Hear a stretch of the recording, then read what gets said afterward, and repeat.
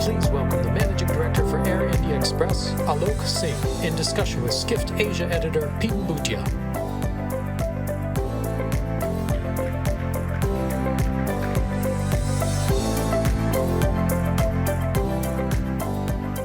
Please, Aloke. It was not my intention to do this entry again. Thank you, Aloke, for being here. We just heard Tony. Tony is very happy that he is no longer operating in India. And of course, he has been merging AirAsia-AIX and AirAsia. And you have just come out from a merger, the merging of two Indian low-cost carriers, Air India Express and AirAsia India, which was then renamed AIX Connect. So what makes you think that this was the right time for the merger? So firstly, thank you, Peden, and hi, everyone. That was certainly very interesting what Tony said. Before we talk about the timing of the merger, maybe we should take a few steps back. What we have seen over the last, pan out over the last 1 year since the privatization of Air India, and Air India Express has been a 100% subsidiary of Air India, so it was part of the same process, is probably a airline transformation which is unparalleled in scale anywhere in the world. So it's not just two airlines merging together, two low-cost airlines. It is really 4 airlines merging together into 2. So Tony mentioned that Tata's had a venture with AirAsia India, AirAsia Berhad in India, and there was also a venture with Singapore Airlines, which was Vistara. Once Air India was bought by Tata's, and that itself is an interesting story, the group decided that we will merge the 2 full-service entities into one full-service airline, and the low-cost airlines would merge into and become Air India Express. The timing, there's never a better time for something like this. Obviously, for a market the size and scale of India, an airline needs vast investments, a risk appetite that the government didn't want to take. And it goes to their credit that even during the pandemic, the process was run, and eventually, here we are. And Alok, everybody here is interested in the India opportunity, right? So can you give us a sense of the demand that's coming into and from India, whether it's domestic, inbound, and outbound? Okay. So there are really 3, parts of the India air travel market. There is the domestic, which is extremely large. It's the 3rd largest domestic market, in the world today, with current year estimates are 160 million. And then there is the to from India, which includes the outbound and the inbound. The outbound has been way ahead of the inbound India market. And the outbound is, the numbers that we have seen, it's about 28-30 million. In fact, these are your own numbers. And the foreign tourist arrivals, as they are called in the statistics that the government publishes, that's about 10 odd million. Yeah, a little less than that. So this translates to to from India international air market of about 70 odd million. So that's the India market. But again, what is really of essence here is that not only is this a large market, it is also growing. So there are not many markets which are both big and growing, and that is of significance here. Alok, so right now, what is your greatest challenge? Is it getting enough planes and pilots? That's one of them. The transformation exercise that I mentioned to you, it's not just about the merger of 2 airlines into 4 airlines into 2. It was also about a massive growth, which which we had missed over the last couple of decades, in fact. So there's a massive refleeting exercise ongoing. If you recall, about a year ago, we made headlines with the sheer size of the order, 470 odd aircraft. So it's the the absorption of that capacity. It's how do you put that into operation. It's also about the organization and the people side. It's about the transformation exercise is also about building the the resources to support the scale of growth and the future organization. So it's about building the training capacity. So in fact, we've just set up probably one of the largest training establishments this part of the world. We've broken ground for an MRO in Bangalore. This is, of course, at a group level. So there are a lot of components to this, transformation program, and each of them represent a challenge. But then, the sheer opportunities are enormous. So, Alok, help me understand, what is the role of Air India in your functioning? Does it decide the routes that you fly on? No. So the way we've decided to work things out, there are clear synergies to be unlocked by working together. So wherever it makes sense, things are handled at a group level. So it could be, say, strategic procurement, let's say heavy maintenance, let's say engine contracts, where we can get the benefits of volume and scale. These are done at a group level, and of course under an agreement, these services are given to the low cost subsidiary. But there would be areas where we would be working independently, and then there would be a lot of areas where you mentioned about the route network structure. So the effort now is to offer the right model in the right market. So there could be markets where the low cost product is better suited given the the contours of the market, and then there would be some markets which would seek a full service, more business oriented. Look, also you operate in the Gulf market as well, but it can't be easy competing with the Middle Eastern carriers on these routes, right? So can you make money against them? The Middle East markets have worked very well for us.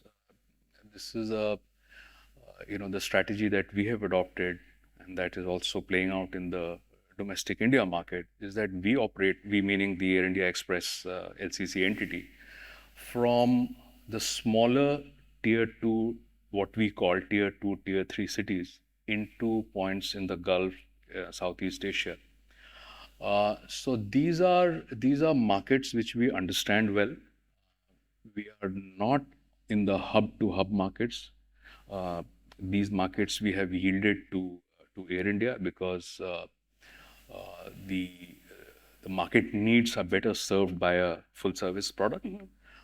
So for instance, we don't operate anymore on Delhi Dubai or Mumbai Dubai. These are operated by Air India.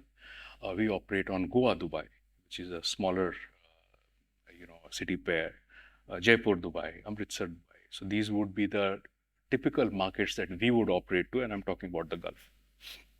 And also, Alok, when we talk about Gulf carriers, do you think that the Indian aviation market, airline market, should be, decentralized, in the sense that do you think that foreign carriers should be allowed to fly in as much as they want to from Indian airports? So look, Peden, the market is large enough for many players. If you're referring to the economic regulation of the bilaterals, the international markets, this is how the global industry is, structured. Air services are, derived out of bilateral agreements, which are stitched at a government-to-government level, and then entities and players from, each side enjoy market access. Uh, the markets are large enough. We have our own competitive strength. We are very strong on the point-to-point markets, on the tier 2, tier 3 markets. Uh, in fact, into UAE, we would probably be amongst the largest, players by OND market share. So we would almost, India, UAE, we would be probably 20 odd % market. We operate almost 33 flights a day between the, 4, 5 33 airports. flights a day to the Middle East, is it? Or just to UAE UAE? alone, Okay. the 4 airports in UAE. We have fairly large operations into Saudi Arabia and other parts of What are the 4 airports to the UAE? Dubai, So Abu Dubai, Dhabi. Sharjah, Abu Dhabi, Alain, in fact, 5, and Ras Al Khaimah. Okay, so you fly to all. Yeah. Alok, of course, we've been talking about the India opportunity. We've been talking about the Middle East market. But if you have to talk about, and there's a lot of talk about technology, AI, but if you have to talk about pinpoint one single technology that excites you the most, which you see can help Air India Express, in the future, which one would it be? Just one. So I would guess, and this is probably coming from my background in revenue management and network, it would be RM systems, right? And these systems are getting more and more sophisticated. Revenue management systems are getting more and more sophisticated. If you look at the airline pricing today, it is getting customized more and more to individual needs, and I guess this is where the market is headed. And again, this is an area where the airlines have pioneered revenue management, and it'll probably, we will see it going to the next level now with AI and what have you. Alok, you have a mixed fleet of, you have a mixed fleet at Air India Express. But do you see yourself ordering XLRs as well? So, the way we have approached the fleet is fungible across the 2 entities. So we have the ability to quickly move aircraft assets from one AOC, from one legal entity to the other. The current fleet is a mix of 737s, which are NGs and Maxes, and 320 CEOs and NEOs.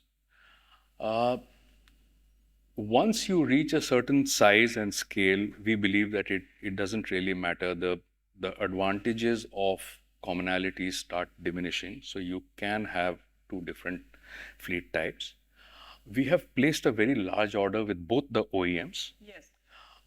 With 320s, the 320 type, if the market requires, if we believe that is what is needed, we can absolutely look at the XLRs. And we will be taking that call a little further down the road. So you're not really saying no to XLRs? I'm saying no. Okay. Alok, you know where this question is coming from. It's about LCCs and business class. Of course, last week, Indigo launched its first ever business class on the Delhi-Bombay route. So do you think there is a market for business class in LCCs?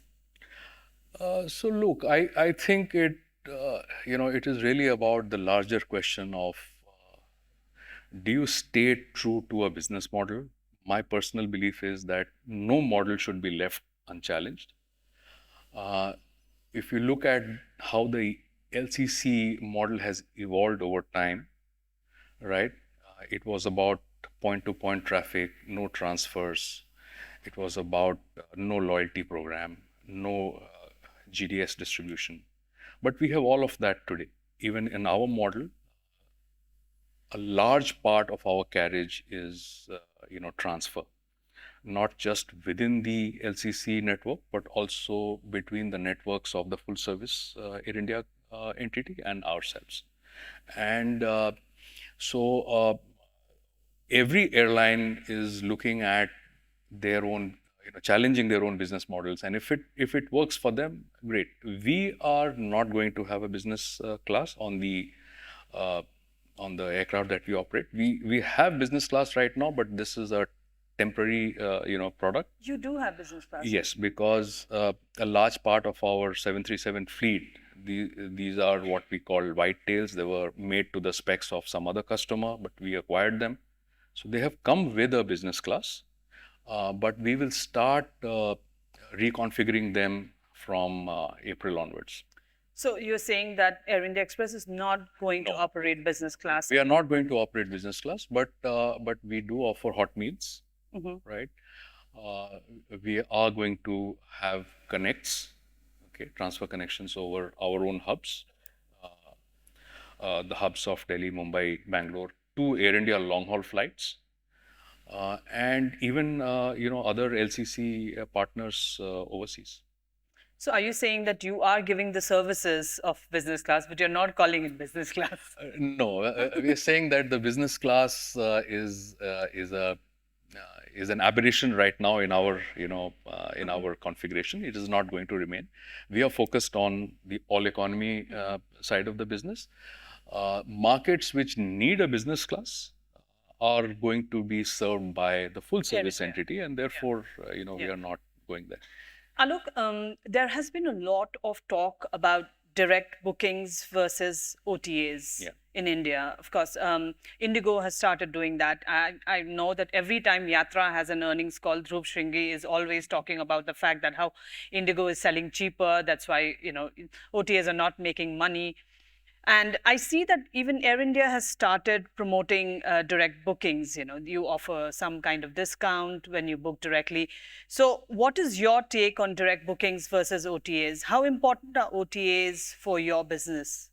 So look, the way the India market is, existing today, bulk of the distribution is via third parties, including the OTAs.